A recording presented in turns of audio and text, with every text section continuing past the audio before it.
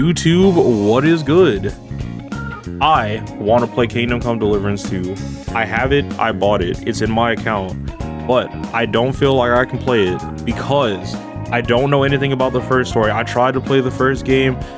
I was super interested, but I wasn't captivated. And the way I play RPGs, I meander a lot, I waste a lot of time. So I spent like 30 hours in the game, but none of it was dedicated to the story, really. So the second one came out, and I want to meander in that one, but I feel bad because I didn't see the story. So today, we are going to be catching up to Kingdom Come Deliverance with WolfheartFPS. They made a video on a full story recap of Kingdom Come Deliverance to prepare us for the game. Kingdom Come Deliverance 2. I don't know why I said it like that, but that's the way I said it, so we're just gonna deal with it. I know just as well as anyone else, gamers hate sequels because it makes them feel like they have to play the first one. And I feel you, it's a lot of dedication. Sometimes I just force myself to dedicate, but sometimes you don't want to. I get it. So we're gonna look at the story and we're gonna learn it together. So without further ado, let's get started.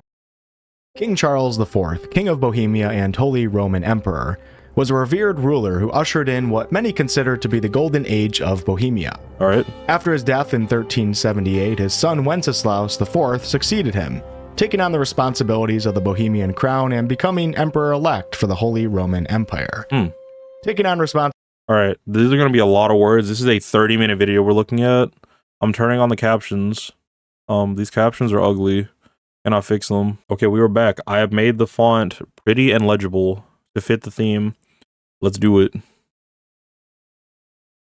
Responsibilities, however, was not in Wenceslaus's nature, earning him the nickname of the Idle King.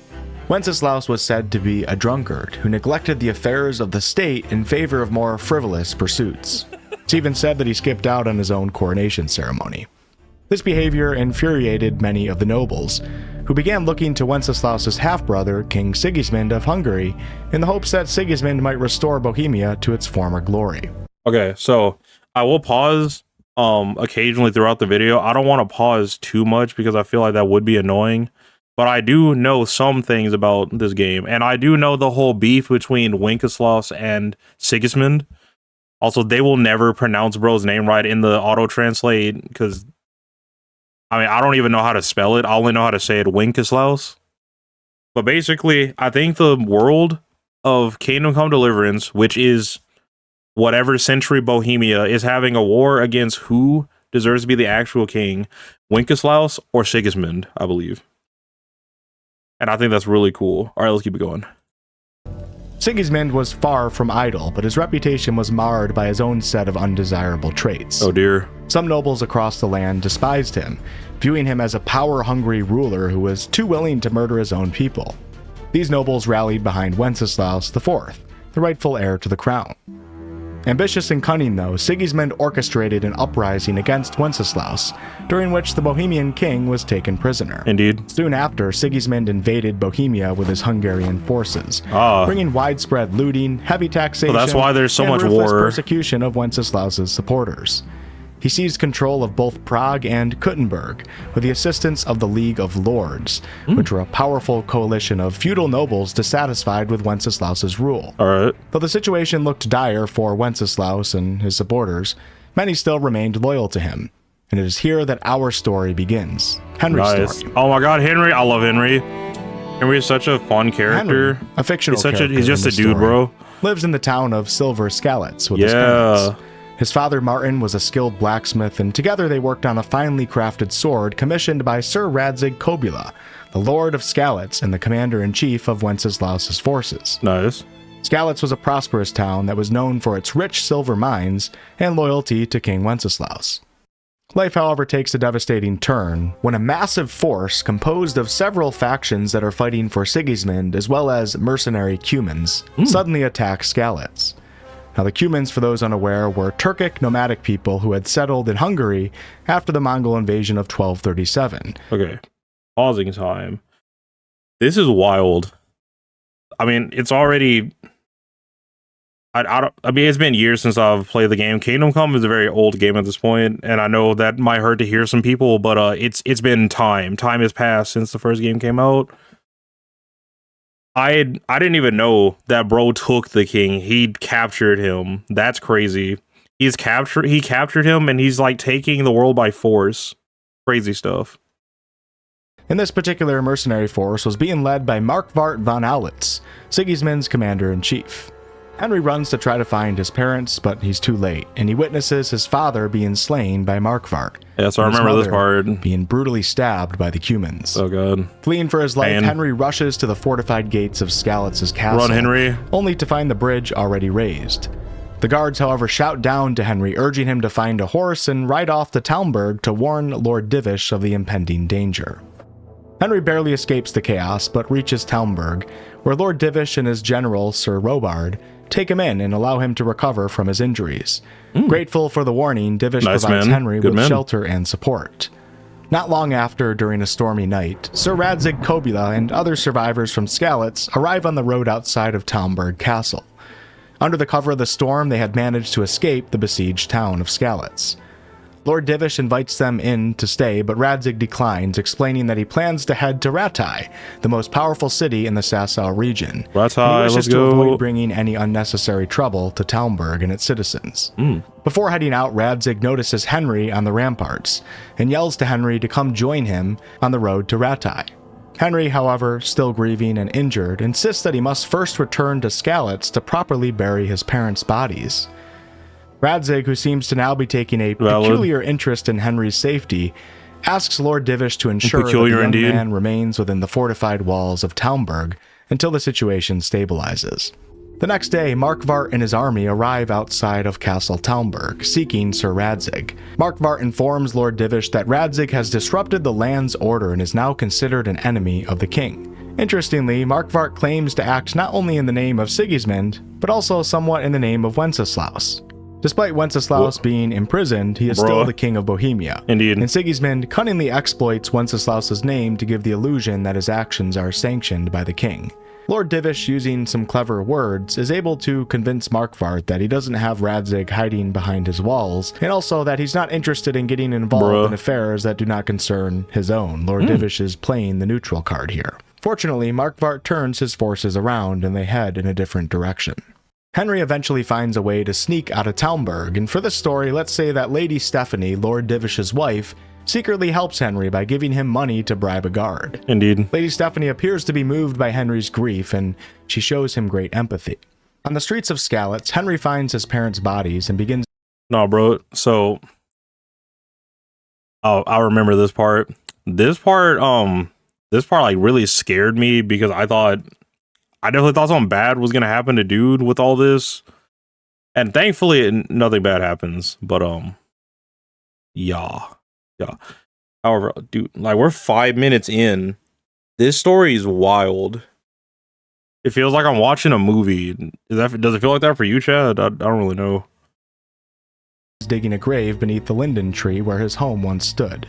I also want to add that this is where Henry meets Mutt, a dog from Skalitz who also lost his family, and Mutt is confirmed to be in KCD2. As he prepares to carry the bodies to the grave, a group of bandits led by a man named Runt arrives. Henry will not leave his parents' bodies though, and a fight ensues. Henry is quickly overpowered, as at this point in the story he's quite unskilled in combat. Yeah, he's really lame. Down, and he watches as Runt takes his father's sword. Just as Runt is about to deliver a fatal blow to Henry, Teresa, a fellow Skalitz survivor who also lost her entire family, arrives, distracting Runt for a few seconds. Her intervention buys just enough time for Sir Robard from Talmberg and his soldiers to appear, riding in to scatter the bandits and ultimately saving Henry's life. Days later, Henry wakes up in a miller's home just outside the city of Rattay. Yes, sir. And Teresa is there, and she explains to Henry that this is her uncle's home, the only family that she has left. On a quick side note, Teresa, although she doesn't play a huge role in the actual overarching main story of the game, if you do take a liking to her and you treat her well enough, there are quests that can result in her becoming Henry's girlfriend. She's definitely Henry's girlfriend in my playthrough. Definitely 100%. She's quite a lovely person. There's even a DLC where you can play as Teresa and experience the prologue of the game through her eyes. Oh, wow. Once Henry has recovered, he makes his way to Rattay's lower castle, Perkstein, to find Sir Radzig. Henry informs Radzig that a bandit stole the sword that was crafted for him. And although the sword may not seem that important amidst the chaotic events that are going on, this sword now holds a far deeper meaning for Henry. It symbolizes his father and everything that he's lost. Henry is now determined to honor his father's work, and he vows to retrieve the sword and deliver it to Radzig. Yes, sir. Retrieving the sword and also killing Henry sends on business. the man who killed Henry's parents, become the two main quests of this game. Yo. Radzig, in appreciation of Henry's loyalty and bravery in wanting to retrieve this sword, appoints Henry as his squire. At Perkstein Castle, Henry is introduced to the acting lord of Rattay, Lord Hanish of Lipa, and Hanish's distant cousin, the young Sir Hans Capon, the rightful lord of Rattay, but Hanish is currently governing in his place, waiting until Hans is of age and ready to take on the responsibilities of leadership. Hanish in this game is portrayed as boisterous and a bit cheerful, whereas Hans initially comes off as an arrogant, entitled young nobleman. Yes, He even sir. dismissively refers to Henry as a peasant and expresses disdain for Henry's recent promotion. Bro's a jerk. Sir Radzig then tasks Henry with reporting to Captain Bernard for weapons training, and also reporting to the city's bailiff to perform some guard duties. Yeah. Henry's training with Bernard is challenging to say the least, but at least it's a start. Chat, do y'all like the combat in this game? The combat's really weird, in my opinion. I had a hard time getting the hang of it in the first game. Hopefully I can manage it in the second game. Because I know they have this directional sword fight combat thing. I just wanted to, not to halt the video. I just wanted to, maybe like get your opinions on that. If you care about the comments, let me know. Oh, if you care about the sword play, let me know in the comments what you think about it. Sir Hans shows up and challenges Henry to both a duel and an archery contest, and continues to mock Henry's lowborn status. Oh, I did this. I remember this. Henry goes on night patrol duty, and under the bailiff's orders, he's instructed to ensure that the local tavern closes at the proper time.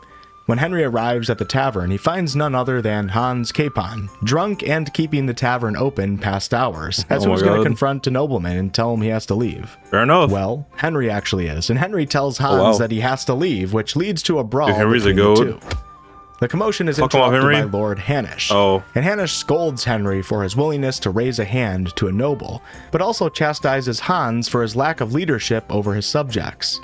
As punishment for their behavior, Hanish orders Hans to take Henry along with him on his hunt the following day. En route to the hunting grounds, you start to learn that Hans might not be as much of the jerk as he's been leading on to be. Yeah, he's actually not that bad a guy. Hans's parents have also died, which could be a potential bonding moment. And that Hans has also been quite frustrated lately with the way that Hanish treats him like a child. And that Hanish seems to not show any signs of being willing to turn over his rule of Rattay to Hans. And this is the start of Henry and Hans's friendship. Let's go. At the hunting grounds, the two engage in a hunting contest. However, things take a dramatic turn when Hans goes missing. Henry eventually discovers Hans tied up in a small human camp. And after heroically freeing Hans, the two return to Rattay. By this point, both Hanish and Hans seem to have developed a newfound respect for Henry. Throughout the rest of the game, Henry and Hans become very close friends, and there are several side quests that allow this unexpected friendship to blossom. I'll talk more about specific characters though, including Sir Hans Capon, in another video prior to KCD2's release. Shortly after their return to Rattay, news arrives of a brutal attack on the nearby village of Neuhof. The description of the leader of the attack matches the man who stole Henry's sword. Lord Radzig orders Henry to accompany Bernard and a few soldiers to go investigate. When they arrive at Neuhof, they are... Okay. Pausing again. Okay, this is as far as I got in the game. I don't know what was wrong with me. Well, no. It wasn't that I wasn't interested in the story. I was interested in exploring the world a lot more than doing the story. So they never got done. I just kind of did a whole bunch of side quests and a bunch of activities and messed around, and then I just kind of stopped playing the game, and then I never went back to it. However, after listening to this for 10 minutes, I was a fool. This game sounds really intriguing, really engaging. I hate myself a little bit for not playing it, but that's neither here nor there. We'll continue the video. Met with dead horses and bodies strewn across the village. It becomes evident that whoever committed this atrocity was driven by a thirst for blood rather than greed. Oh god. Henry questions the survivors and identifies a man named Ginger, who is clearly hiding something. Before Henry can get to the truth, though, Ginger flees. A few of the remaining villagers reveal that Ginger had ties to the nearby charcoal burners, and Henry is off again. The charcoal burners reveal Ginger's location after Henry does a few things for them, and Henry finds Ginger in a rather terrified state. Ginger reveals that two separate gangs were involved in the raid. One group was motivated by creating fear and terror, while the other went in with the intent of simply looting. The Thieves gang did not expect the other gang to start slaughtering everyone, and this caused confusion, and they fled. Ginger also mentions recognizing one of the raiders, a man with a limp from Ujits. And he tells Henry that he fled because of his fear that the attackers would return to silence him. Henry then sets off for Ujits to investigate the man with a limp. And he soon tracks down the location of Limpy Lubash's cottage, but upon arriving, he discovers a grim scene. Townsfolk and the local bailiff are gathered outside of Lubash's cottage, and the bailiff shows Henry that Lubash has been brutally tortured and murdered. Oh my god! It seems the bandits responsible for the Neuhof massacre don't want any witnesses alive, and that includes members of the gang of thieves that accompanied them during the raid. God. As Henry digs deeper, he really just showed that. Oh my god. So they're dealing with a sick fuck is what I'm hearing. Oh my goodness. Goddamn, hopefully they find his ass. I'm locked in right now, Chad. Let's keep going. This is really good. He learns that Lubash had recently started attending church, which raised some suspicion among the townsfolk. Hoping to uncover more, Henry heads to the church to speak with the priest. It is here that Henry meets one of the most memorable characters in all of gaming, Father Godwin.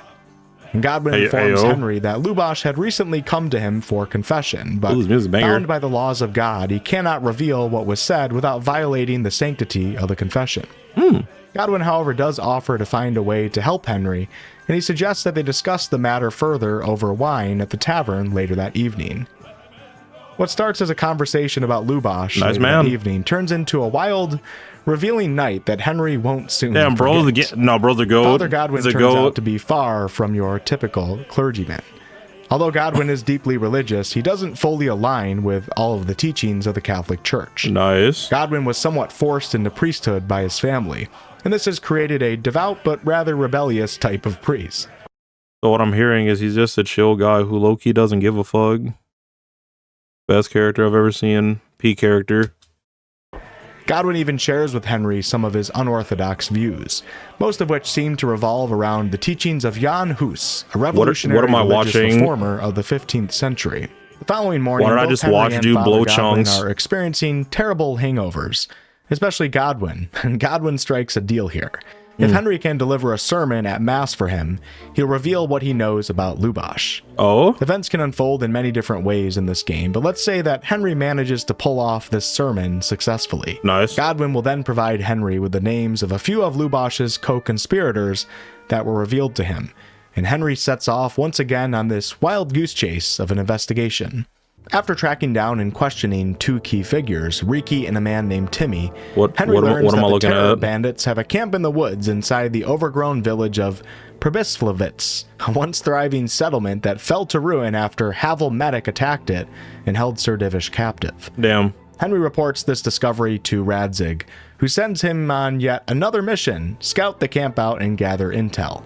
Henry scouts out the camp and learns that this group is made up of both bandits and Cumans, and they appear to be constructing siege ladders for an assault. Revealing this valuable information to Radzig, Radzig immediately orders Henry to ride out to Talmberg and alert Lord Divish, and also requests that he send Captain Robard and some of Talmberg's soldiers to come aid him in attacking this camp. The assault on the overgrown Przemysłowicz proves successful. Violence. Largely thanks to Henry's thorough scouting information. Let's go, Henry. Lock in, dude. Towards the end of the battle, Henry finds himself face to face with Runt, who runs up into a large building. Runt is, of course, the man who stole his father's sword. Henry follows, and the two engage in a fierce duel, but Henry notices that Runt doesn't have his father's sword.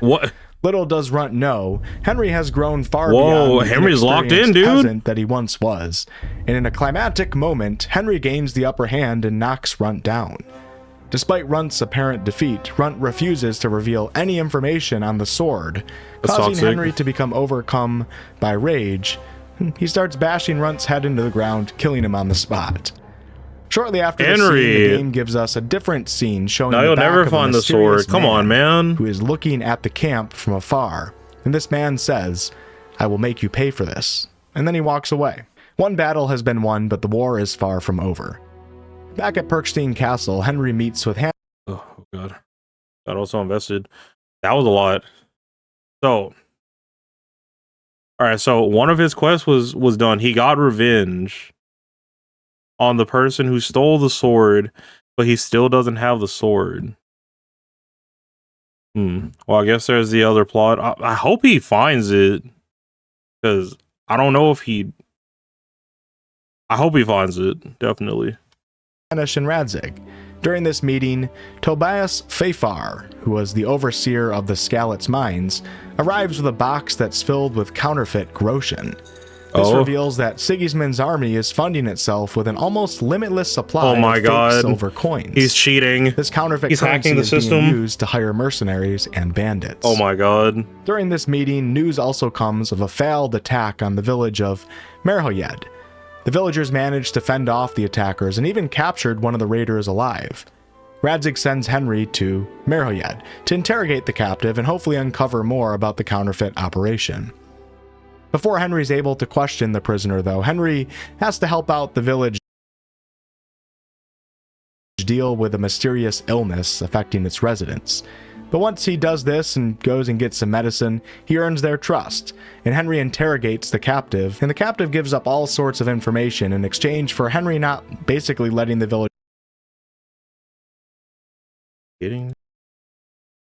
torture him. This raider's job was to pick up counterfeit coins from a merchant named Menhart at a meeting spot near some charcoal piles near Rovna. From there, he would deliver these fake coins to a camp where a leader known as the Chief oversaw their minting.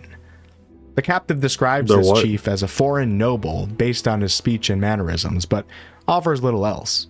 Henry reports to Radzig, but of course then gets sent out to go check out this meeting spot, and he arrives at the spot to find an overturned wagon and a mysterious knight bearing no crest or banner. The knight flees on horseback and Henry gives chase. After catching up, the two engage in a duel, which ends with Henry forcing the knight to submit. Henry discovers a document on this knight that is hard to decipher, and he takes it to Master Fafar in Sassau. The document bears the seal of the alderman of the German trade city of Passau, and grants the knight, identified as Ulrich, safe passage through Bohemia to investigate counterfeit coins flooding into their German city.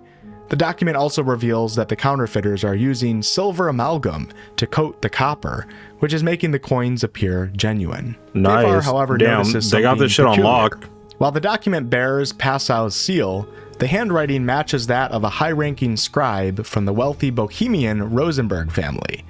Alright, pause time. So, politic time. I'm pretty sure most of the people do already see Sigismund as the king. I mean, he's making his own money, so bro looks like he has infinite money. He's giving it to people. When they test it, it looks real because it's using similar metals that simulate the real thing. And then he has a giant fucking army marching on people. So I could definitely see, because at first when I was younger, I was like, I don't see how people could see that dude's the king. He's obviously not.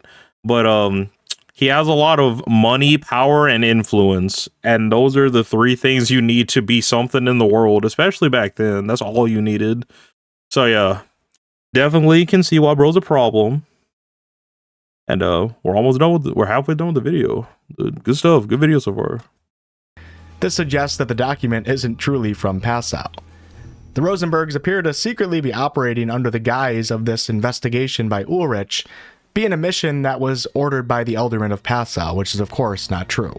His hat Although the looks Rosenbergs weird. are allies of King Sigismund, it seems that they're not pleased with a counterfeit coin operation going on in Bohemia, as such an operation undermines their wealth. Yeah, no, their and the houses are weird. Rosenbergs I can known see it. for prioritizing their own interests above any allegiance to a king. Ulrich, it turns out, is working for the Rosenbergs to shut down the counterfeit ring. Both yours and Ulrich's goals here are aligned, but this is a sketchy alliance to say the least. Agreed. Now, Very depending on sketch. Henry's choices, Ulrich can be killed during the initial duel or even at a later point, or not killed at all. But for the sake of the story, let's say that Henry decides to work with Ulrich while keeping his knowledge of Ulrich's allegiance to the Rosenbergs to himself for the time being. Master Fafar tells Henry to investigate the forgeries in Sasau, as it appears as if this is where the counterfeit operation is being ran out of. And after a thorough investigation of some of the town's people, Henry uncovers a few key players here that are aiding in the counterfeit operation. Really now? These include a blacksmith, a man responsible for the sale of quicksilver, and a master engraver's apprentice. Each of them is claiming to have been threatened by a man named Rapoda. Henry tracks down Rapoda and forces him to reveal that he is working for a man named Sir Yezek of Ronov, a formal nobleman. Rapoda also divulges that the counterfeiters are working out of some of the nearby mines, setting the stage for Henry's next move. In our story, Henry teams up with Ulrich here. I think Ulrich could possibly show up in KCD, so we're going to keep him alive. And together they head to the mines to confront Sir Yezek. I don't think they'll do it, especially if you can kill him. When they get to the mines, they find Yezek, and Ulrich almost immediately attempts to kill him, declaring that his orders are to eliminate everyone involved in the operation. Shows violence. Henry tells Ulrich to stop, and tells him that he knows who Ulrich is really working for. Ulrich then tells Henry that he must kill him now as well. With a successful dialogue check, however, Henry is able to talk Ulrich down, convincing him that senseless bloodshed isn't the answer here. And reluctantly, Ulrich spares Yezek and decides not to attempt to kill Henry. Dude, I love Henry. He declares that his mission is over so cool. here. Ulrich leaves the mine, stating that he'll return to the life of a wandering knight with no sworn allegiance. Henry turns in Sir Yezek to Radzig, and Yezek tells them that a man named Eric is giving him instructions, but that Eric is not the chief. He also tells Henry that there's someone highly placed at the monastery who's mixed up in all of this too. Now, this revelation is unsettling to Radzig when Henry reports back, as it complicates matters, as Radzig has no legal authority over the church and worries that this may involve a monk. Determined to investigate further, though, Henry returns to Sasau and learns of a potential way to infiltrate a gang in the area, a gang that's connected in some way to the counterfeit operation. Henry encounters some of these gang members, and they agree to let him join their group, but only if he completes an initiation task. Oh my god, Henry turns into a thief! And taking his dice and money. This segment of the game offers players a ton of player agency, allowing Henry to approach this quest in multiple ways. Let's take the nicer path, though, and avoid killing, and say that Henry breaks into the monastery, so you can straight up just kill him, persuades the monk to fake his own death, and successfully obtains the monk's dice and coin. Nice. Henry then heads out to the meeting spot that the gang members told him to report to after his task is complete. The gang members deem Henry worthy of joining their ranks, and they direct him to a previously abandoned fort that serves as their base. Before heading there, though, Henry returns to inform Radzig and Hanish of his progress. Hanish advises Henry to go scout out the fort and gather as much information as possible, although it's important to point out that Radzig appears to be quite uneasy about Henry undertaking this task. Henry, however, is determined, and he sets out to infiltrate the fort. No, Henry doesn't care, bro. He's on a mission. Recruit. Unfortunately, though, his cover is quickly getting things done. He's recognized by a man named Istvan Toth. And this is actually the foreign nobleman who had accompanied Sir Radzig during his visit to Henry's father at the beginning of the game. Istvan is revealed to be the mastermind behind this entire operation. He's also wearing Henry's father's sword. It's a sword. Belt. Istvan has Henry tied up and beaten, but stops short of killing him. Instead, he reveals that he plans to ransom Henry back to Sir Radzig, knowing that Radzig cares deeply for the young man and would pay a significant sum for his safe return. During this tense exchange, Istvan drops a bombshell. Sir Radzig is Henry's true father. What? What? How does that work? Please explain. He tells Henry that Radzig never acknowledged Henry because he was ashamed of him. Later that night, a man named Zabishek, who actually alerted Runt that Henry was attempting to bury his parents' bodies back in Skalitz, approaches Henry. Zabishek offers to help Henry escape, claiming that he's doing it for the money, though his demeanor kind of suggests that he's also feeling regret for the path that his life has taken. Probably. The two manage to sneak out of the fort, and Henry successfully makes it back to Radzig and Rattay to report what he's learned. What happens to Zbyszek is entirely up to the player's choice. Henry then confronts Radzig, revealing that he knows the truth about their relationship. Radzig does acknowledge it, but suggests that they set the matter aside for now as more urgent issues demand their attention. Ah, yeah, so he's a real father. Makes sense. A father would be like, oh, now son, I know I've ignored you for your entire life and you've just found out that I am your rightful father, but let's just not talk about it, okay? Let's just not. Just like a true dad. And that is the deepest talk that they ever had. I could have turned the quality up the whole time. We're not going to talk about that. We're just going to keep it at 1080. It is now time to rally the troops.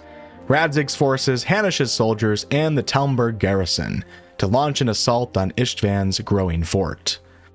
The attack on the fort is successful, but Istvan is nowhere to be found. During the aftermath, Radzig learns from a captured survivor that Istvan has already moved on and is marching towards an unguarded castle. This is, of course, Castle Talmberg, Lord Divish's stronghold. This makes you question if it was part of Istvan's plan to actually let Henry escape. The troops ride swiftly to Castle Talmberg, but when they arrive, it looks like they're too late. Oh no. They attempt a quick initial assault, and Sir Radzig rides through the gate. But unfortunately, this results in him being taken hostage alongside Lady Stephanie, Lord Divish's wife, oh, no. and many of the Talmberg residents. Knowing that a full-on assault on a well-fortified castle like Talmberg would be nearly impossible without a siege engine, Hanish, Divish, and Robard devise a risky plan, sending out a small stealth team that will climb the castle walls under the cover of night to free as many hostages as possible. This stealth operation begins quite well with both Henry and Hans present, and they manage to free some of the captured Talmberg villagers. However, Hans is spotted before they were able to find Radzig or Stephanie, and Hans is actually struck in the butt with an arrow. Damn. With no time left, Henry hoists Hans onto his back and manages to escape the castle to safety. Great, we got him out of there. Mostly having failed, the next move is finding a way to construct a trebuchet to breach Talmberg's defenses. The construction, however, will require the expertise of a man named Conrad, a brilliant engineer who's currently working on the monastery's reconstruction. Nice. Henry is tasked with persuading the church to release Conrad, at least temporarily. And through various means, be it diplomacy, bribery, or even forgery, Henry is able to convince the church overseer to let Conrad go. Once the trebuchet is nearly complete, a scout reports that reinforcements for Istvan are on their way, and Henry is entrusted with leading a small force of Scalet soldiers to go intercept them. Let's go. The mission turns out to be a success, and Henry's group not only halts the reinforcements, but also captures Istvan's right-hand man. Okay, so I know they're not going to talk about the reveal that Sir Radzig is Henry's father, since they're just moving on with the plot. However, that's crazy. That means that Henry, I'm not saying that Henry was nothing before he knew that, but you have to think about the times. If you didn't have title, you were nothing back then in the medieval times. Sir Radzig being his father makes him, I'm pretty sure, like, in line to be a lord. I mean, he's like, I'll probably look it up after this. Did he have sex with his mom? Is the blacksmith a part of some cuckoldry? Like, did he abandon him? Don't really know, since they're not talking about it. Hopefully they explain it at the end. We only have 4 minutes left though. But yeah. Who actually seems to have a romantic connection with Istvan. The captured officer named Eric is brought back to camp, where the leaders hope to use him as leverage in a hostage exchange. Istvan, however, says no, leaving them no choice but to now launch an all-out assault. The trebuchet proves its worth, smashing through the castle's outer defenses and allowing Wenceslaus's forces to breach the walls. Istvan, however, retreats to the tower, where he holds Radzig and Lady Stephanie hostage, threatening to kill them if they press any further. Istvan, cornered now, agrees to exchange the hostages in return for his freedom. Nice. That's exactly what plays out. Now, despite the objections from Henry and Hans, as they wonder why they didn't just kill Istvan when they let him out, Hanish insists on honoring the deal that was made, explaining that a noble's power is only as strong as his honor. Istvan departs towards the border with Radzig to ensure his safe passage, after which Radzig is released unharmed. It's important to note here, though, that Istvan still has the sword in his possession. Damn it. Henry meets Radzig near the area where he was released from Istvan. And finally, they have a moment to discuss their father-son relationship. Please. Radzig explains that when Henry's mother became pregnant, he was young and faced an impossible situation. Oh my god. He did, bro. That's crazy. That's crazy. But not impossible. It was very probable. They did this shit all the time back then. I've heard. Obviously, you know, I've heard. I haven't been there. But yeah, men would just sleep with women, have kids, have bastards, these types of things.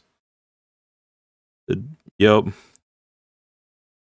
As a noble, there was no possible way that he could marry a commoner, which was Henry's mother, and he believed that Henry deserved a better life than what his situation could offer at the time. When Martin the blacksmith came into their lives, to Radzig's relief, he took both Henry and Henry's mother in, and Martin fell in love with Henry's mother and raised Henry as his own. Radzig expresses his pride in Henry and affirms that, while the circumstances were complicated, he has always cared deeply for him and has always had great respect for Martin, of whom he still refers to as Henry's father. The following day, Henry is summoned to a meeting in Perkstein Castle. Radzig, Hanish, Divish, Robard, and Hans are all present, along with two new figures, Margrave Jobst and a member of his council, John II of Liechtenstein. Jobst is cousin to both Sigismund and Wenceslaus, and he initially supported Sigismund's cause, but is now tired of the unrest and bloodshed and no longer believes that Sigismund is worth fighting for. He believes that Wenceslaus, despite possessing less than ideal traits to be a king, is the only option here for restoring peace quickly to the lands. He also reveals that Sigismund currently holds his brother Prokop as prisoner. Jobst also explains to the group that Sigismund's actions are now causing a growing unease among the lords who fight for him. Sigismund appears to be having a hard time maintaining control over the Hungarian crown, while simultaneously trying to take the Bohemian one. Jobst sees this as an opportunity and believes that there may be some lords under Sigismund who may be willing to change sides, which could bring an end to this conflict with diplomacy rather than further bloodshed. None other than Sir Hans Capon volunteers to take the first step here, offering to go speak with the most influential lord in the League of Lords, Otto von Berghoff, at Trotsky Castle. The lords agree to Hans's plan, and Henry is tasked with accompanying Hans as his bodyguard. Hans is given a letter to deliver to Otto, and the game ends with Hans, Henry, and a few soldiers riding off into the sunset towards Trotsky Castle. Oh my god, that's where the game starts! Kingdom Come Deliverance 2 begins. Let's go! Now, Henry is still on his quest to retrieve the sword, but he's also hell-bent on enacting vengeance on Markvart von Aulitz, the man who killed his parents. Let's go, vengeance! So both of those main quests carry over into the second game. Nice. Thank you all so much for watching. If you notice that my voice might be a little bit different, I've been sick for the past few days, and honestly, recording this script, it's such a long video, was quite painful, but I got it done, and you know, we got to do what we got to do to get prepared for KCD2. All right. That was an amazing video. That was excellent. I feel so prepared for the other game now. That was better. That was infinitely better than anything that they probably did, because I saw it. Yeah, it's right there in the corner above my head, the Kingdom Come Deliverance story recap. This was almost triple the time, and I feel infinitely more informed. So, thank you for watching the video. If you like this video, please give WolfheartFPS a like and a subscribe on his video. It's so good. It's super good. I thank him, and I'm ready. I'm about to go into this game with full confidence in the story and full dedication. But thank you for watching the video. Make sure to like, comment, and subscribe. This has been Evermore of Evermore Radio, and if you don't know, now you know.